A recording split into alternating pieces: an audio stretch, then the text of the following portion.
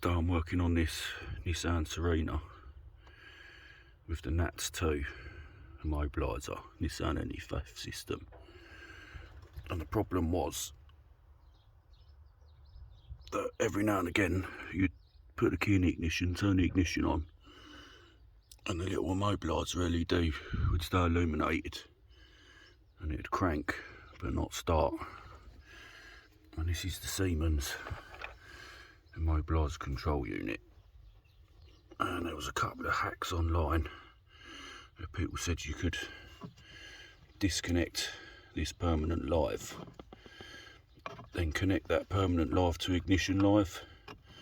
So obviously every time you turn the ignition off, you cut power to this control unit and reset it. But on this it didn't work. And the way this works is you've got an aerial around the key, and the key's got a transponder chip, and when you put the key in the ignition it reads the transponder to check it's the right transponder, then authorises the immobiliser. So this unit itself, there wasn't anything wrong with it.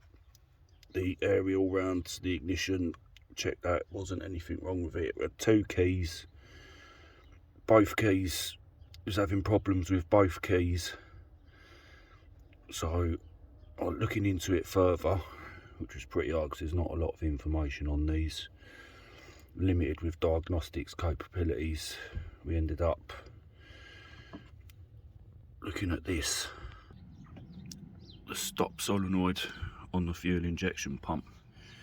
And what it was, she had like this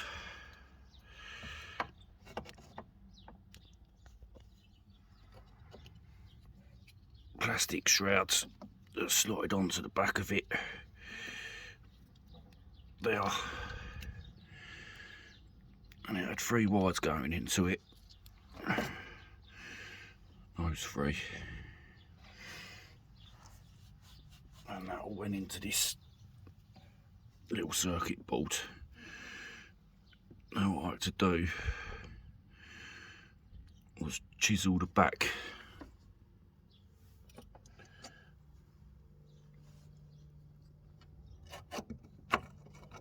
off this like shroud to gain access to that circuit board and gain access to these security bolts, snap bolts. What happens when you tighten them up, the end snaps off, so they're a complete bastard to get out. But for anyone trying this in themselves, obviously this shroud goes over the back like so. It's got a big chunk of metal in it to try and stop you getting into it, and you got this wire here that goes to the stop solenoid, goes through that tiny little hole there, comes out the other side. So if you're looking at the back of it, which would be like that, this circuit board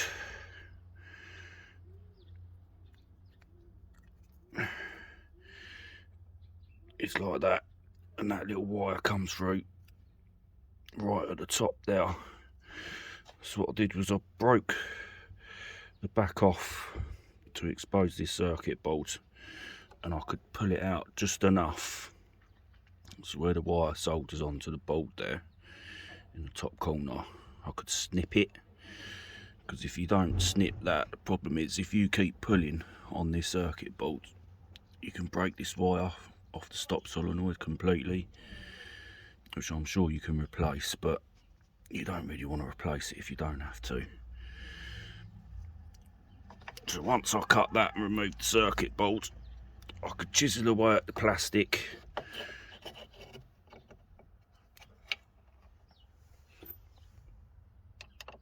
which exposed the anti-tamper bolts.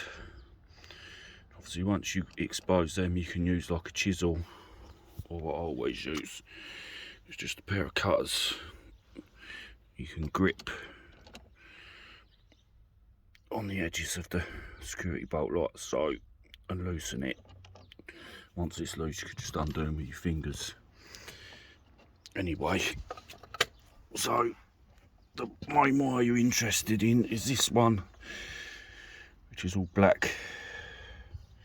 Goes to the stop solenoid.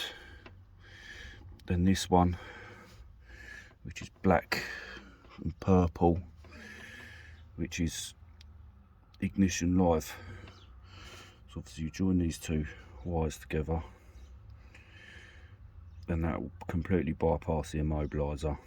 So every time you turn the ignition on, it just sends power directly to the stop solenoid, and you won't have any problems with the NATS 2 ever again. Okay, so now with the wires soldered together,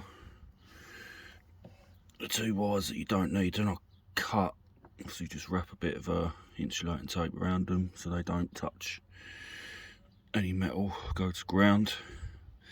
What I did forget to mention is, to make the job easier, you want to remove all 4 fuel lines from the back of the pump, and the injectors, take them out of the way, and this banjo at the top, you want to undo that. Do be careful, because underneath there's a washer. If you're not careful when you take it out, you can lose the washer down underneath the car.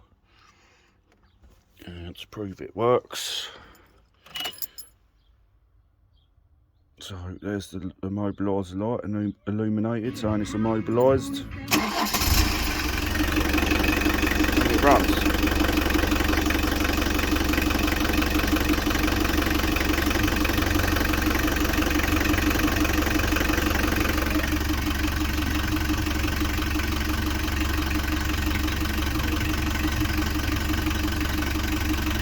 And to prove the immobiliser is in fact disabled,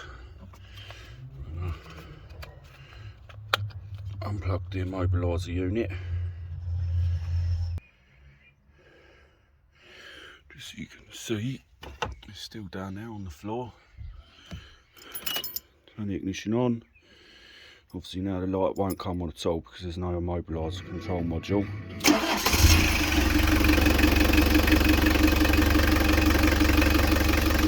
There you have it. Runs with the immobiliser completely disconnected and removed.